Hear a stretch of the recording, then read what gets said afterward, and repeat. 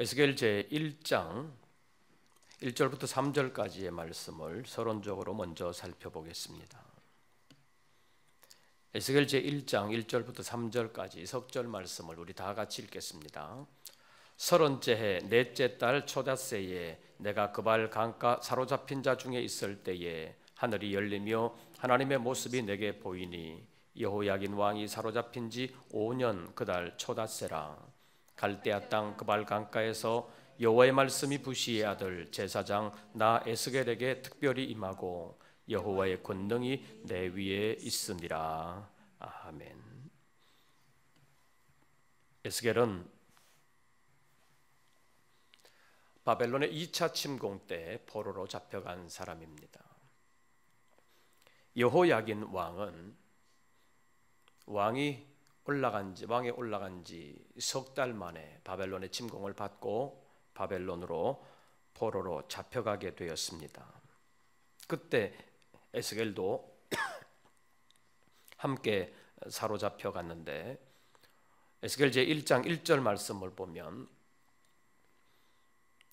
그는 사로잡혀 가서 하나님의 부르심을 받고 하나님께서 나타나시는 모습을 보고 선지자로 세움을 받습니다.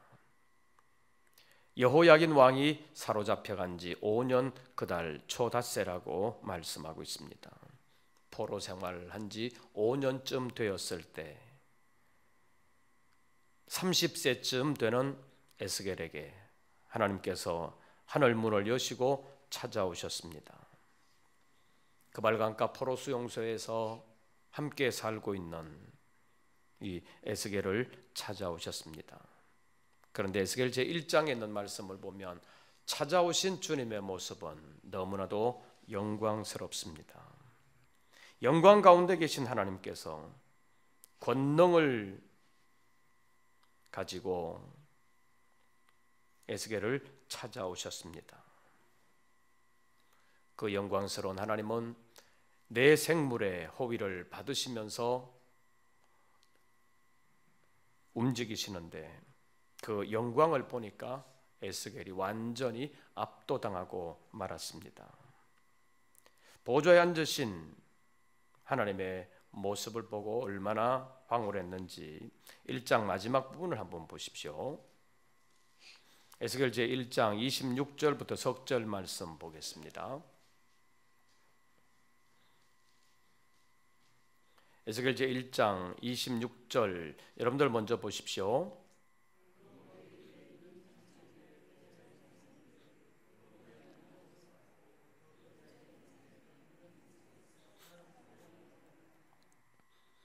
머리 위에 있는 궁창 위에는 무슨 형상이 있어요? 보좌의 형상이 있습니다. 주님의 보좌를 봤습니다. 그런데 그 보좌의 모양이 무슨 보석 같고? 남보석 같고 또 그 보좌의 형상 위에 한 형상이 있는데 무슨 모양 같더라? 사람의 모양 같더라. 하나님의 모습이 사람의 모양 같다 했습니다. 하나님께서 사람을 지으실 때 하나님의 형상을 따라 지어주셨는데 그 하나님의 모습을 보니까 사람의 모양 같더라 그랬습니다. 그런데 그 하나님의 모습을 정확히 다 묘사할 수가 없습니다. 묘사한 모습을 보십시오. 27절 내가 보니 그 허리 위의 모양은 단 뭐 같아서? 쇠 같아서 그 속과 그 주위가 뭐 같고? 불 같고 내가 보니 그 허리 아래의 모양도 뭐 같아서? 불 같아서 사방으로 뭐가 나며? 광채가 나며 허리 아래 위가 다 불처럼 보였다는 것입니다. 너무 빛났다는 것입니다. 사방으로 광채가 났습니다. 그리고 28절 말씀을 보면 그 사방 광채의 모양은 비오는 날 구름에 있는 뭐 같으니? 무지개 같으니 이는 여호와의 무엇이라? 영광의 형상의 모양이라. 내가 보고 엎드려 말씀하신 이의 음성을 들으니라. 하나님의 영광을 봤는데 28절에서는 뭐라고 표현하고 있느냐 하면 이는 여호와의 영광의 형상의 모양이라 이렇게 말씀합니다. 그냥 여호와의 영광이라 이렇게 말하는 것도 아니고 여호와의 영광의 형상이다 이렇게 말하는 것도 아니고 여호와의 영광의 형상의 모양이다 이렇게 말합니다. 하나님의 영광에 대해서 삼중적으로 표현하고 있습니다. 얼마나 영광스러웠는지 그 모습을 여호와의 영광의 형상의 모양이다 이렇게 부르고 있습니다. 그 영광의 하나님 여호와께서 그발강가 포로 수용소에 잡혀있는 에스겔에게 나타나신 것입니다. 그에게 나타나셔서 부르시지요. 2장 1절 보십시오. 그가 내게 이르시되 누구야? 인자야 내 발로 일어서라. 인자야 이렇게 부르십니다. 우리말로 인자야 이렇게 하니까 별로 실감이 안 나는데 원어의 인자야 하는 이 말은 사람의 아들인데 그 원어의 어원적인 것을 살펴보면 벤 아담 이래서 흙의 아들입니다. 흙의 아들. 본래 아담이라는 것이 흙이잖아요. 흙의 아들아 이렇게 부르는 것입니다. 너무나도 영광스러운 주님께서 흙의 아들아 이렇게 부르십니다. 그러니까 그 영광과 포로의 신분으로 있는 에스겔도 비교되는데 그를 향해서 흙의 아들아, 사람의 아들이 흙의 아들이라는 것입니다. 그러니까 하나님의 영광과는 비교할 수 없는 극과 극의 모습이지요. 사람으로서도 영광스러운 모습이 있을 수 있는데 그 사람의 영광이 지극하다 할지라도 하나님의 영광과는 비교할 수 없는데 사람의 영광과도 너무나도 동떨어진 포로의 신분, 남의 나라에 끌려가서 포로로 살고 있는 그 에스겔에게 흙의 아들아 이렇게 말씀하시면서 하나님께서 찾아오셨습니다. 그러면서 하시는 말씀이 내 발로 일어서라. 내 발로 일어서라. 그러면서 2절 말씀에 보면 에스겔을 일으켜 에스겔의 발로 세워주셨습니다. 내 발로 일어서라고 말씀하시고는 에스겔을 일으켜 주셨습니다. 이것이 하나님이십니다. 하나님은 지극한 영광 중에 계시지만 지극히 천한 모습으로 있는 인생들도 찾아오신다는 것입니다. 찾아오셔서 함께 하시고 그들을 위해서 역사해 주신다는 것입니다. 제가 1절 보면 여러분들 2절 보십시오. 그가 내게 이르시되 인자야 내 발로 일어서라. 내가 네게 말하리라 하시며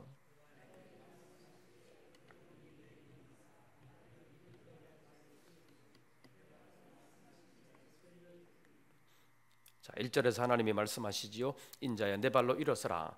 내가 내게 뭐하리라? 말하리라. 말씀하시는 것은 그냥 들으면 되지요. 그런데 내 발로 일어서라고 말씀하신 후에 하나님께서 그 영으로 에스겔에게 임하시면서 그를 일으켜 세우셨습니다. 그리고 말씀을 주십니다.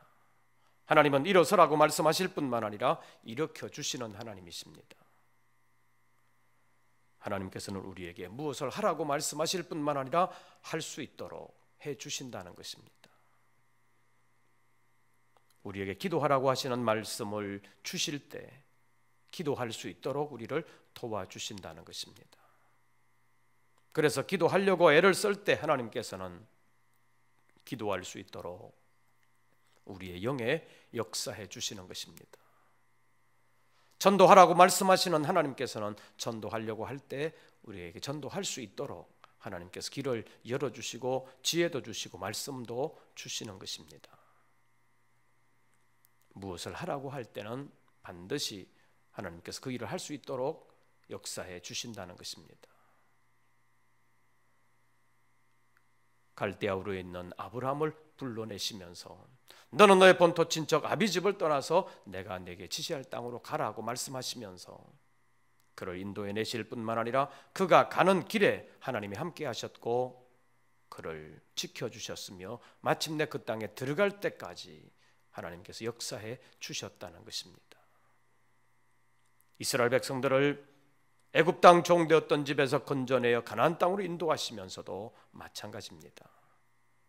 그런데 이스라엘 자손들은 그 믿음이 없었습니다. 그래서 걸핏하면 하나님께 대한 원망의 말을 쏟아내고 말았습니다. 가나안 땅으로 인도해 주신다고 말씀하셨기 때문에 인도해 주실 줄로 믿고 따라가면 되는데 계속해서 불평과 원망을 쏟아낼 때 하나님께서는 진노하셨고, 하나님께서 함께 하시고 인도해 주신다는 믿음이 없는 그들을 가나안 땅에 들어가지 못하도록 하셨고, 믿음으로 훈련된 사람을 그 땅에 들어가도록 하나님께서는 역사해 주셨습니다. 그래서 출애굽 1세대는 여호수아와 갈렙을 제외하고는 20세 이상 된 자로서는 다 죽고, 그 아래 어렸던 사람들이 광야 40년을 진행하는 동안 믿음으로 양육받고 훈련받아서 가나안 땅에 들어갔습니다. 처음에 나올 때는 20세 이상 된 사람들이 저 어린 것들 데리고 어떻게 하겠냐, 저 어린 것들 어떻게 하겠냐 그랬는데 정작 자기들은 하나도 못 들어가고 그 어린 것들이 다 들어갔다는 것입니다. 하나님은 하나님의 방법으로 하나님의 일을 이루신다는 것입니다. 그래서 우리는 그 말씀을 올바르게 알고 하나님의 말씀에 순종하면 하나님께서 그 말씀을 이룰 수 있도록 역사해 주신다는 사실을 믿고 하나님의 말씀에 의지하여 시작하면 하나님께서 이루신다는 것을 아시고 하나님의 일에 쓰임받고 하나님의 일을 완수해 드리는 우리 모든 권속들 되시기를 바랍니다. 1절 보십시오. 인자야 내 발로 어떻게 하라?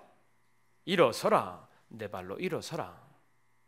그래놓고 2절에서 주님의 영이 임하셔서 그를 일으켜 세워주셨다는 것을 기억하시기를 바랍니다. 그래서 말씀하시고 그 말씀대로 이루어주시는 신실하신 하나님, 그리고 자비로우신 하나님이 바로 성경의 하나님이요 그 하나님이 우리의 하나님이신 것을 믿고 우리 앞에 어려움이 있다 할지라도 두려워하지 아니하고 담대하게 주님의 말씀대로 일어서 주님의 말씀을 이루어가는 우리 모든 권속들 되시기를 바랍니다. 일어나라고 말씀하시고 일으켜주신 하나님께서는 에스겔을 이스라엘 자손들에게 보내십니다. 그래서 3절 말씀을 보면 내게 이르시되 인자야 내가 너를 이스라엘 자손 곧 패역한 족속 나를 배반하는 자에게 어떻게 하노라? 보내노라. 내가 너를 보내노라 라고 말씀하십니다. 누구에게 보내느냐 하면 3절에 보면 이스라엘 자손인데 그 이스라엘 자손을 뭐라고 말씀하시는지 한번 보십시오. 3절에 보면 인자야 내가 너를 이스라엘 자손 곧 어떤 백성? 패역한 백성, 그 다음 나를 배반하는 자에게 보내노라. 패역한 백성이요 하나님을 배반하는 자인 이스라엘 자손들에게 보내는데 그 이스라엘 자손들이 4절 말씀을 보면 또 어떻게 묘사하고 있는지 보십시오. 이 자손은 얼굴이 어떠하고 뻔뻔하고 마음이 굳은 자니라. 얼굴은 뻔뻔하고 마음이 굳어졌습니다. 그래서 하나님께서 말씀하시지만 제대로 잘 듣지 아니하는 자들입니다. 그럼에도 불구하고 하나님은 에스겔을 그들에게 보내십니다. 왜 보내시겠습니까? 비록 패역한 백성이지만 얼굴이 뻔뻔하고 마음이 굳은 백성이지만 그래도 하나님께서는 그들을 완전히 버리지 아니하시고 그들을 구원하시기 위해서 에스겔을 부르시고 에스겔을 그들에게 보내시는 것입니다. 에스겔을 보내시면서 뭐라고 말씀하시는지 4절 보십시오. 이 자손은 얼굴이 뻔뻔하고 마음이 굳은 자니라. 내가 너를 그들에게 보내노니 너는 그들에게 이르기를 어떠하시다 하라? 주 여호와의 말씀이 이루하시다 하라. 주 여호와의 말씀이 이루하시다 하라. 이것이 사실은 선지자의 사명입니다.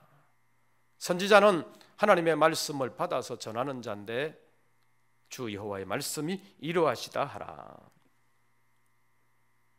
하나님의 말씀을 받아서 그대로 주 여호와의 말씀이 이루하시다라고 전하기만 하면 되는 것입니다. 그렇다면 오늘 우리는 어떻게 해야 되겠습니까? 우리가 선지자입니까? 아닙니까? 우리 선지자입니까? 아닙니까? 일면 보면 긴 것 같기도 하고 또 일면 보면 아닌 것 같기도 하지요. 선지자는 하나님의 말씀을 받아서 그대로 전하는 자입니다. 근데 엄격하게 말한다면 오늘 우리는 구약에서 말하는 그런 선지자는 아닙니다. 구약에서 말하는 선지자는 하나님의 말씀을 직접 받아서 전하는 자였습니다. 그러나 지금 하나님의 말씀을 직접 받아서 전하는 선지자는 없습니다. 근데 지금도 하나님의 말씀을 직접 받아서 전한다고 주장하는 사람들이 있지요. 요즘 들어봐서 신사도 운동이라 그러는데, 우리나라의 경우로 본다면 큰 믿음 교회로 대표되는 그런 교단 아닌 교단이 생겼는데, 그것이 이단의 이름입니다.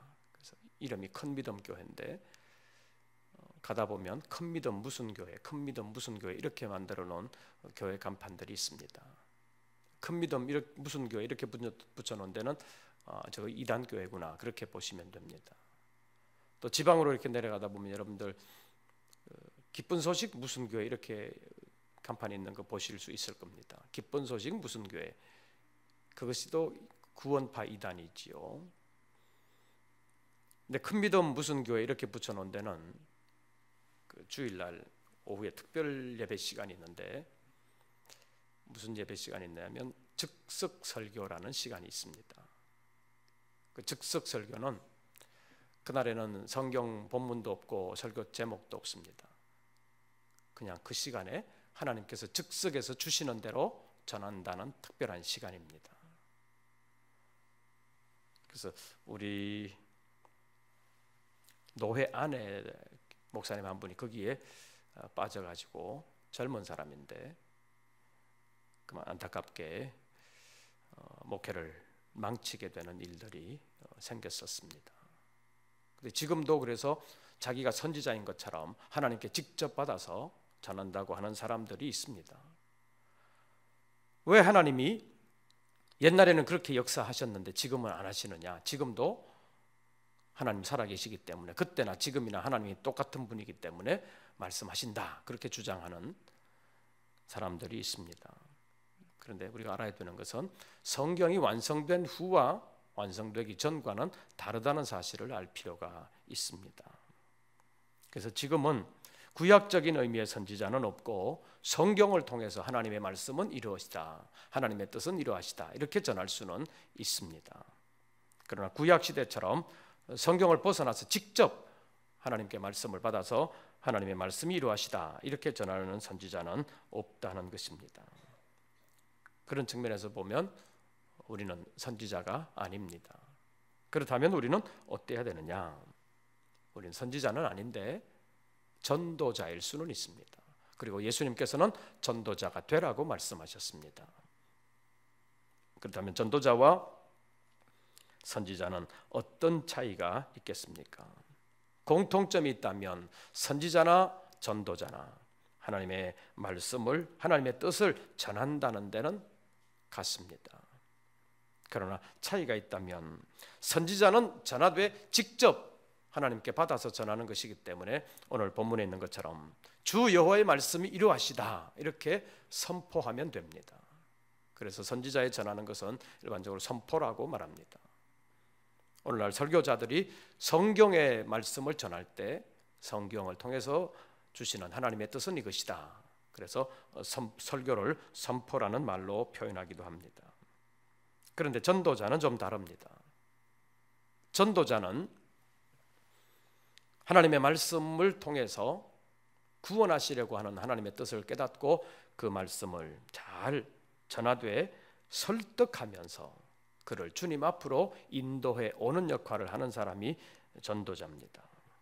그래서 현대는 주로 이제 교회로 인도하게 되는데 그것을 전도라는 말로 표현하는 것입니다. 선지자의 선포에는 왜 주 여호와의 말씀 이루어지다라고 전하기만 하면 되느냐 하면, 선지자 시대에는 사람들이 하나님이 계신다, 하나님께서 통치하신다 하는 것을 믿고 있다는 전제가 깔려 있습니다. 비록 그들이 오늘 하나님의 말씀 에스겔서 제2장에서 말하는 것처럼 패역한 백성, 배반하는 자가 되었다 할지라도 하나님의 존재 자체까지 거부하는 것은 아닙니다. 하나님이 계시다는 것은 압니다. 그런데 하나님의 뜻을 전해도 그것을 하나님의 뜻인지 아닌지 제대로 분별하지 아니하고 자기 멋대로 살아가는 그런 시대이기는 하지만 그래도 하나님의 존재까지 부정하지는 않습니다. 그래서 하나님이 계시고 하나님께서 세상을 다스린다는 것이 전제되어 있기 때문에 하나님의 말씀이 이루하시다라고 전하기만 하면 되는 것입니다. 듣고 안 듣고는 그 백성들 책임입니다. 그래서 구약 성경에서 특별히 에스겔서에서 말하지요. 선지자는 파수꾼처럼 전하기만 하면 됩니다. 안전하면 안전한 자의 책임을 져야 되지만 전했는데도 듣는 사람이 안 받아들이면 전한 사람의 책임은 면한다는 것입니다. 그래서 선지자는 주 여호와의 말씀 이루하시다라고 전하기만 하면 됩니다. 그런데 전도는 그 토양이 좀 다릅니다. 선지자가 전할 때는 그 토양이 하나님이 계신다는 것, 하나님께서 통치하신다는 것을 믿는 토양이지만 전도자가 전하는 토양은 하나님이 계시는지 안 계시는지 예수가 누군지 제대로 모르는 그 상황에서 하나님의 말씀을 전해야 될 때가 많습니다.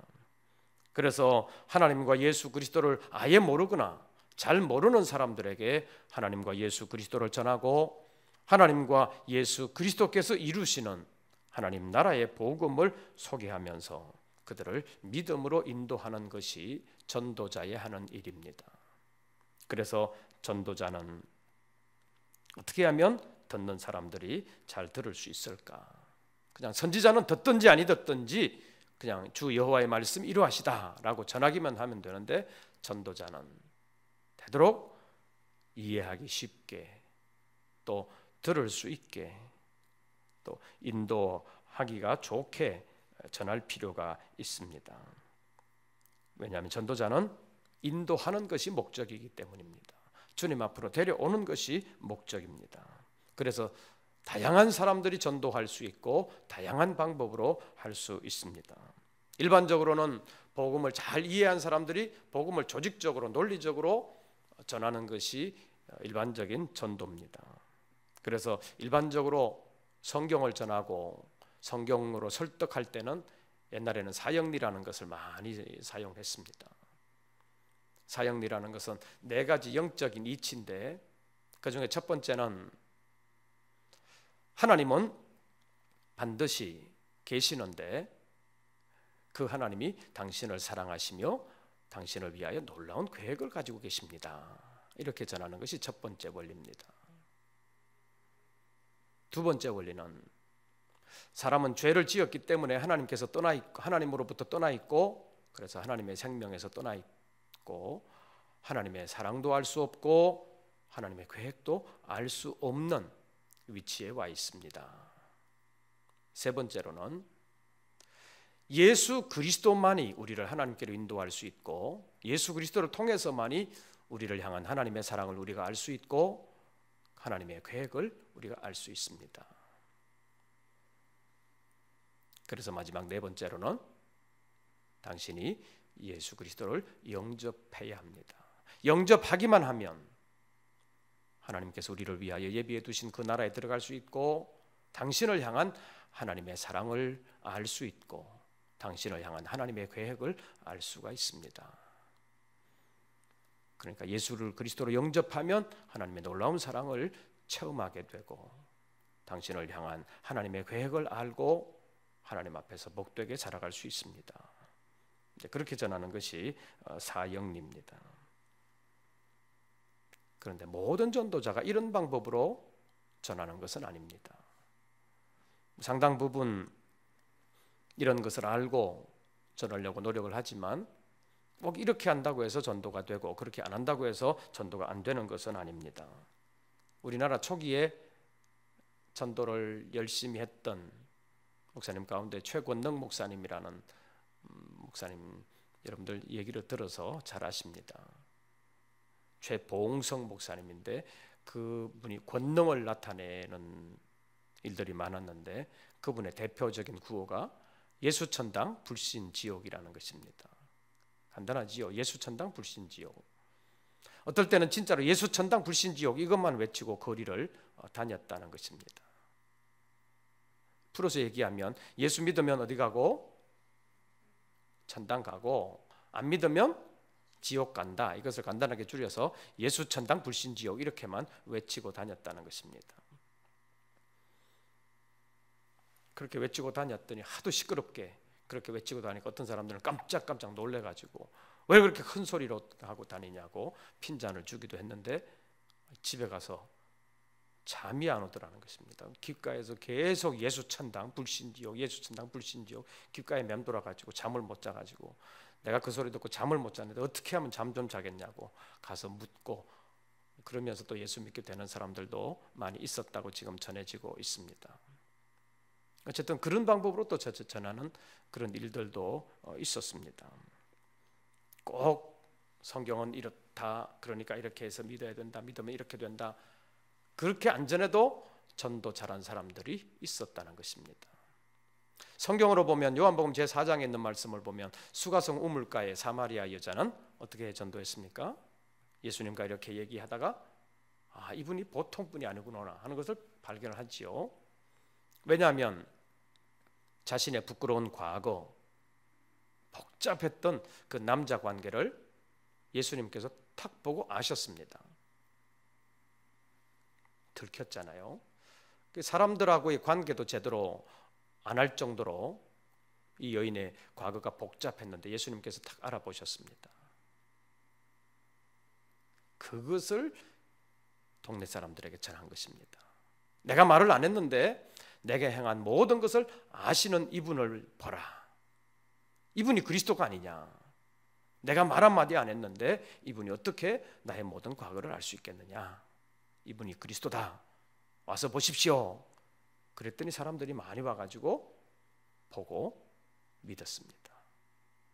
그래서 성경에 있는 말씀을 보면 이 여인이 경험한 예수님을 전했더니 사람들이 많이 와서 믿었다는 것입니다. 그래서 그 사마리아 성에 많은 사람들이 예수님을 믿게 됐는데 우리 한번 보십시오. 그 믿음의 과정이 우리가 한번 살펴볼 필요가 있습니다. 요한복음 제4장 사마리아 동네 사람들이 예수 믿게 된 것, 이 여인의 전도 이런 것이 있습니다. 요한복음 제4장 시간 없기 때문에 29절 먼저 봅니다. 요한복음 제4장 29절 신약성경 147쪽 요한복음 제4장 29절 다 같이 읽습니다. 내가 행한 모든 일을 내게 말한 사람을 와서 보라. 이는 그리스도가 아니냐. 자, 이 여인이 내가 행한 모든 일을 내게 말한 사람을 와서 보라. 이는 그리스도가 아니냐. 자기가 경험한 예수를 전했습니다. 그랬더니 30절 보십시오. 그들이 동네에서 나와서 예수께로 어떻게 하더라? 예수께로 오더라. 근데 그 결과가 어떻게 됐는지 보십시오. 39절 여자의 말이 내가 행한 모든 것을 그가 내게 말하였다 증언하므로 그 동네 중에 많은 사마리아인이 예수를 어떻게 한지라? 믿는지라. 이 여인이 자기가 경험한 예수를 전했더니 사람들이 와서 예수님을 믿게 되었다. 그것입니다. 그 믿게 되면서 사마리아 사람들이 예수님께 또 청합니다. 40절 보십시오. 사마리아인들이 예수께 와서 자기들과 함께 유하기를 청하니 거기서 이틀을 유하심에 41절 42절 다 같이 읽습니다. 그 여자에게 말하되 이제 우리가 믿는 것은 내 말로 인함이 아니니 이는 우리가 친히 듣고 그가 참으로 세상의 구주신 줄 알미라 하였더라. 자, 이 여자가 전한 것은 내가 행한 모든 일을 내게 말한 사람으로서의 예수를 전했습니다. 그러니까 그가 경험한 예수를 전한 것입니다. 그랬더니 많은 사람들이 나와서 예수님을 믿었습니다. 그래서 그 사마리아 사람들 가운데서 많은 사람들이 예수님께 더 오래 계시기를 청하여서 예수님께서 이틀 동안 계시면서 예수님께서 말씀하셨습니다. 그랬더니 41절 보니까 예수의 말씀으로 말미암아 믿는 자가 어떻게 돼요? 더욱 많아. 그 여자에게 말하되 이제 우리가 믿는 것은 내 말로 인함이 아니니 이는 우리가 친히 듣고 그가 참으로 세상의 누구신 줄 구주신 줄 알미라 하였더라. 자, 여기서 보면 이제 이 여인의 간정으로 인해서 믿는 사람들이 있었고 또 예수님께 직접 듣고 믿는 사람들이 더 많아졌다는 것입니다. 우리는 여기서 특별히 42절에서 무엇을 알 수 있느냐 하면 사마리아 사람들의 믿음이 더 성숙해지는 과정이 있다는 것을 알 수 있습니다. 처음에는 이 여인의 말을 듣고 믿었고 그 다음에는 예수님의 말씀을 직접 듣고 더 많은 사람들이 믿었습니다. 그러니까 우리가 전도할 때 내가 경험한 예수님을 잘 전하면 믿는 사람이 생길 수 있습니다. 그런데 또 예수님께 나와서 또 예수님의 말씀을 직접 배우면서 예수님은 이런 분이다 하는 것을 배우게 되면서 더 많은 사람들이 더 확실한 지식을 가질 수 있게 된다는 것입니다. 그래서 1차적인 전도 그것이 굉장히 중요합니다. 그 1차적인 전도를 잘 감당한 사람이 사마리아 여자입니다. 그래서 이 여자는 전도를 했는데 예수님이 어떤 분인지 성경적으로 잘 몰랐지만 내가 행한 모든 일을 내게 말한 사람이다. 그러니까 그가 그리스도가 아니냐 이렇게만 전해도 많은 사람들이 나와서 믿었다는 것입니다. 그래서 이 여자의 증언으로 믿는 사람들이 있었고 또 예수님께 나와서 더 많은 사람들이 믿게 됐다는 것을 우리가 보면서 우리가 성경 지식을 잘 몰라도 내가 경험한 예수님을 전하면 사람들이 예수님께 나올 수 있다. 예수님께 나오면 좀 더 확실한 믿음을 가질 수 있고 더 많은 사람들을 구원할 수 있다. 그것을 알고 내가 뭐 성경 지식 잘 모르는데 어떻게 전도하냐 그렇게 생각하지 말고 이 사마리아 여자처럼 전화도 예수 믿는 사람들이 나올 수 있다는 것입니다.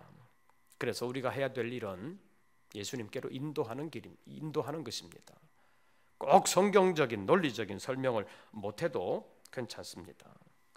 이 여인처럼 자기가 경험한 예수님을 전하면 됩니다. 근데 예수님께 데리고 나오기만 하면 되는데 데리고 나오는 그 동기 유발을 제대로 할 필요가 있습니다.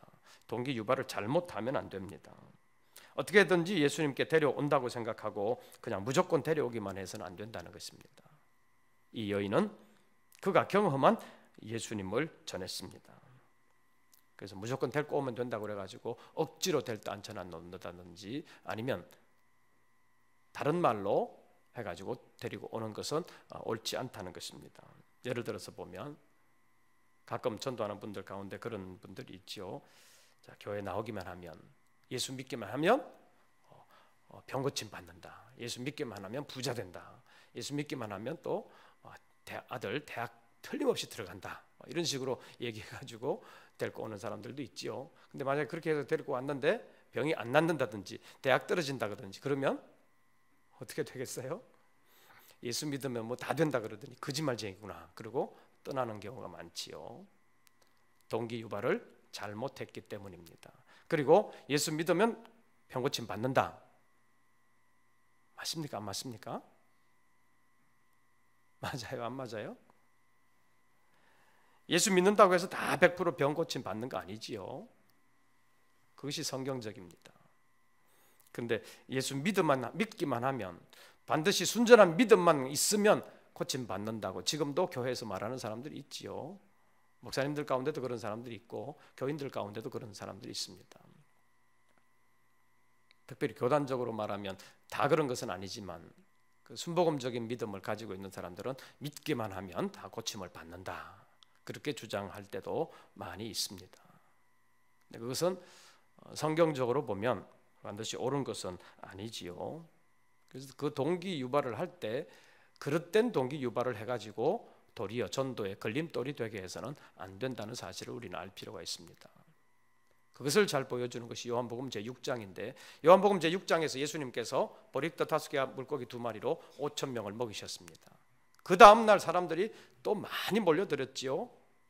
그 다음날 찾아온 것은 예수님께 왜 찾아왔습니까? 또 떡 먹으려고 찾아왔습니다.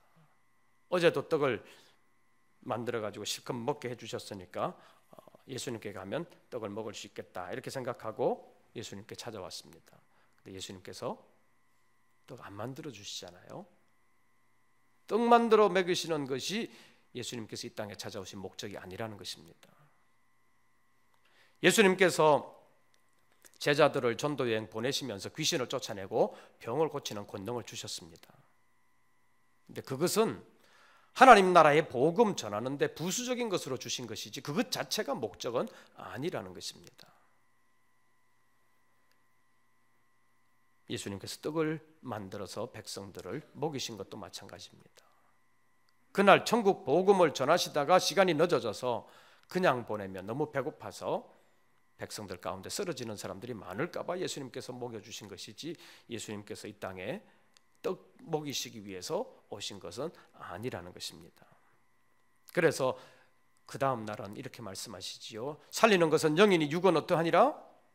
무익하니라. 그렇게 말씀하시면서 영적인 생명에 대하여 말씀하셨습니다. 그리고 떡 안 만들어 주셨습니다. 그랬더니 사람들이 다 떠나갔잖아요. 예수님께 나오면 떡 먹을 수 있다 이렇게 얘기하고 데리고 오면 떡 안 만들어 주시는 날 그냥 떠난다는 것입니다. 그러니까 사람들을 예수님께로 인도하는 것이 전도인데 데리고 오는 그 동기도 제대로 해야 된다는 것입니다. 그래서 전도자에게 필요한 것이 무엇이냐 하면 오늘 본문 말씀에서 너는 내 말로 고할지어다 이렇게 했는데 전하는 것이 내 말인지 아니면 하나님의 말씀인지 오늘 설교 제목대로 내 말인지 네 말인지 그것을 잘 분별할 필요가 있습니다. 요한복음 제4장에 있는 이 사마리아 여인은 누구 말로 전했어요? 자기 말로 전했습니다. 하나님이 이렇게 말씀하셨으니까 내가 이렇게 전합니다가 아니고 자기 말로 내가 경험한 예수는 이런 분이다. 자기 말로 전했습니다. 오늘 본문 에스겔서 제2장으로 다시 돌아가 보시지요.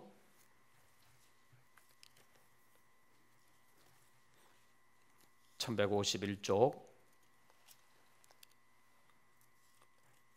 에스겔 제2장 듣든지 아니 듣든지 전해야 되는데 어떻게 전하는지 보십시오.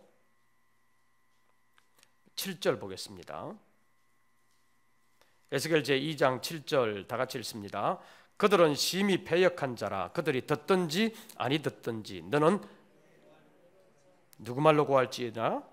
내 말로 고할지니라. 선지자는 하나님의 말씀으로 전했습니다. 주 여호와의 말씀이 이러하시다 라고 전하는 것입니다. 그러니까 하나님의 말씀만 전하면 됩니다. 그런데 전도자는 그렇게 하는 것이 아니라는 것이요. 요한복음 제4장의 사마리아 여자는 자기가 경험한 예수를 전했습니다. 다시 말하면 자기 간증을 했다는 것입니다. 그래서 성경에서 말하는 내 말과 네 말 잘 구분을 해야 되는데 하나님의 말씀으로 전하는 것은 반드시 이루어져야 합니다. 하나님의 말씀은 반드시 이루어지기 때문입니다. 그래서 하나님의 말씀과 내 말을 잘 분별을 해가지고 이게 진짜 하나님의 말씀이다 그것을 알고 전해야 되는데 마치 자기 말이 하나님의 말씀인 것처럼 전하는 사람들도 있습니다. 하나님의 말씀은 반드시 이루어집니다. 조금 전에 말씀드린 것처럼 교회 나오면 병고침 받습니다. 그러면 이게 하나님의 말씀입니까? 자기 말입니까? 하나님의 말씀 아니잖아요. 하나님께서 모든 병을 다 고쳐주시는 것은 아니시기 때문에 하나님의 말씀이 아닙니다. 그런데도 하나님의 말씀인 것처럼 전하는 사람들이 있습니다. 목사님들 가운데서도 공식적인 자리에서 상당히 조심스러운 자리에서는 조심스럽게 말하다가도 그렇지 않은 자리에서는 자기 말로 막 하는 사람들이 있습니다. CBS나 CTS에서 TV에 방송 설교로 많이 나오는 사람들 가운데서도 사사로이 부흥에 다니면서는 엉뚱한 말 하는 사람들이 있습니다. 얼마 전에 어느 집사님이 목사님 이것 좀 들어보십시오 그러면서 CD를 몇 장 갖다 주었는데 CD를 지금 몇 차례 저한테 갖다 주셨습니다. 그 중에 어떤 것은 전에 잠깐 말씀드렸는데 장례식장에 가서 예배하면 사탄에게 절하는 것입니다. 그렇게 말하는 내용도 있습니다. 장례식장에서 예배하면 사탄에게 제사하는 것입니까? 그래가지고 장례식장에 가서 예배하면 다 사탄에게 절하는 거라고, 지옥 간다고 막 그렇게 설교하는 걸 들었습니다. 근데 그런 사람이 CTS나 CBS에서 나와서는 저는 전혀 그런 것 없는 것처럼 다른 얘기만 하고 있습니다. 어떨 때는 자기 말을 하나님의 말씀인 것처럼 전하는 그런 경우를 많이 봅니다. 그래서 우리 전도자들이 조심해야 될 것이 그런 것입니다. 자기 말을 하나님의 말씀인 것처럼 하면 그 말 때문에 실족하는 사람들이 너무 많습니다. 그래서 아까도 말씀드린 것처럼 예수 믿으면 반드시 병 고침 받습니다. 예수 믿으면 반드시 부자 됩니다. 이런 것은 하나님의 말씀이 아니고 다 자기 말입니다. 자기 말인데 하나님의 말씀인 것처럼 하기 때문에 오늘날 한국 교회가 이렇게 문제가 많이 생겼습니다. 교회의 세속화가 자기 말을 하나님의 말씀인 것처럼 전했기 때문에 그렇게 되고 말았습니다. 그래서 전도자는 조심해야 합니다. 하나님의 말씀은 반드시 이루어집니다. 하나님의 말씀이 안 이루어지는 경우가 있기는 있는데 어떤 경우냐면 요나서에 나오는 것처럼 40일이 지나면 니느웨 성이 무너집니다. 이렇게 전하라고 했습니다. 요나는 전했습니다. 무너졌어요? 안 무너졌어요? 안 무너졌지요. 40일이 지나면 반드시 무너진다 그랬는데 왜 안 이루어졌습니까? 40일이 지나면 무너진다라고 하나님께서 말씀 전하라고 했는데 전하라고 한 하나님의 목적이 뭐예요? 그것을 경고의 말씀으로 알아듣고 그 성의 사람들이 회개하게 하기 위해서 하나님께서 그렇게 전하셨습니다. 그래서 회개했더니 하나님께서 그 재앙을 돌이키셨지요. 말씀하시는 의도가, 목적이 멸망시키려고 하는 것이 아니라 회개하셔서 살리시기 위한 목적이었습니다. 그래서 외형적으로 보면 하나님의 말씀인데도 불구하고 안 이루어졌는데 그 근원적으로 보면 하나님의 뜻대로 됐지요. 그래서 하나님의 말씀은 반드시 이루어지는 것입니다. 근데 사람의 말을 하나님의 말씀인 것처럼 가장해서 전하는 거짓 선지자들이 있어서 한국 교회가 지금 많이 어지러워졌습니다. 그래서 한국 교회 이단들이 굉장히 많은데 공식적으로 이단으로 정해진 것 말고도 굉장한 이단들이 있습니다.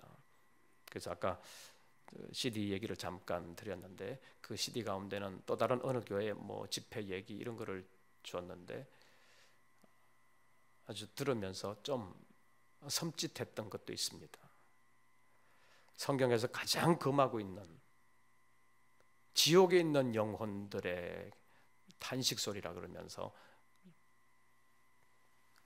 녹음해서 전해준 것이 있습니다. 어느 전도사인가 목사인지 모르겠습니다. 그의 기도라고 그러면서 지옥에 있는 한경직 목사님의 증언, 지옥에 있는 또 누굽니까? 오카는 목사님의 증언, 지옥에 있는 또 누구지요? 온누리교회 하용조 목사님의 증언, 그들이 다 지옥 같다는 것입니다. 그래가지고 그 지옥에서 탄식하면서 한국교회 교인들이요 이렇게 속으면 안 됩니다. 그러면서 외치는 듯한 그런 것을 녹음해가지고 그 CD에 담아놨습니다. 이것이 뭡니까? 성경에서 가장 금하고 있는 것. 사울이 선지자 누구를 불러올리라고 그래요? 사무엘을 불러올리라고 그러잖아요. 불러올리는 모습을 보면서 사울이 선지자 사무엘이다 그러고 그 말을 듣지요. 그 말대로 됐습니까? 안 됐습니까? 그 말대로 됐지요. 그렇다면 그 영이 사무엘의 영입니까? 아닙니다. 사무엘의 영이 아니었습니다. 아님에도 불구하고 그 말대로 됐는데 성경에서 가장 금하고 있는 것이 무엇입니까? 초혼이라고 말하는 어떤 영을 불러온다고 말하는 것, 그런 사람은 아예 죽이라고 성경은 말씀하고 있습니다. 그런 것을 아직도 교회의 이름으로, 하나님의 이름으로 하고 있는 교회들이 있다는 것입니다. 자기 말이 하나님의 말씀인 것처럼 가장하는 일들이 많습니다.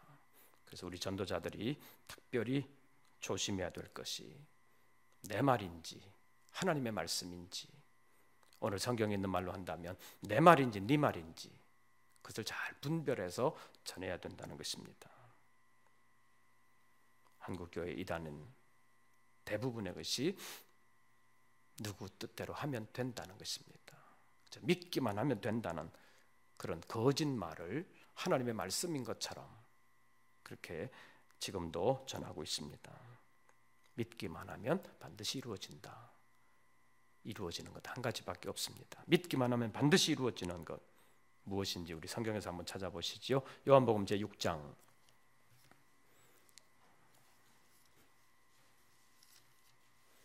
요한복음 제6장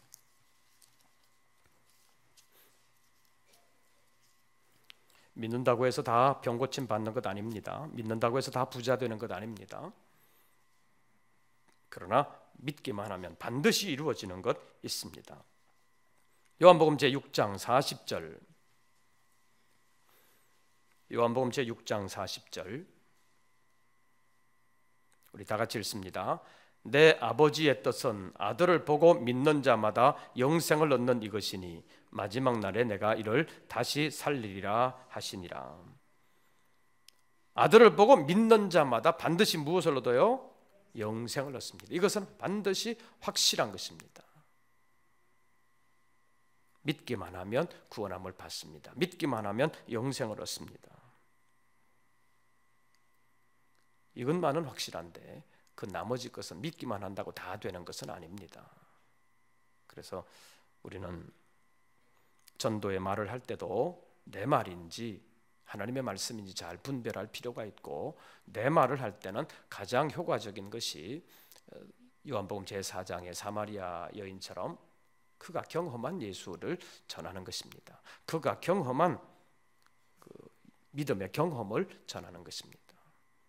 그래서 내가 경험해 보니까 예수님은 이런 분이시다. 다시 말하면 예수님께서 나를 위하여 이런 일을 행하셨다. 하나님이 나를 위하여 이런 일을 행하셨다.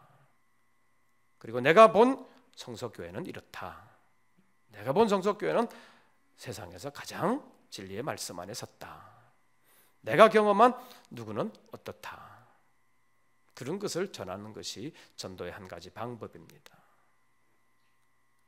요한복음 제4장에 수가성 여인이 전했던 것처럼 자기가 경험한 것을 전하는 것이 전도의 한 방법이 될 수 있는 것을 여러분들이 아시고, 이제 얼마 남지 않은 기간 동안 때로는 성경 말씀을 논리적으로 전하면서 설득할 수도 있고, 또 내가 경험한 예수님을, 내가 경험한 우리 성서교회를, 내가 경험한 또 무엇을 전할 수도 있는 것을 기억하면서 여러 가지 방법으로 여러 사람들에게 복음 전하면서 하나님의 뜻을 이루어드리고 하나님의 역사를 우리 교회를 통해서 또 여러분들을 통해서 이루시는 하나님의 일에 쓰임받는 하나님의 일꾼들 되시기를 주의 이름으로 축원합니다.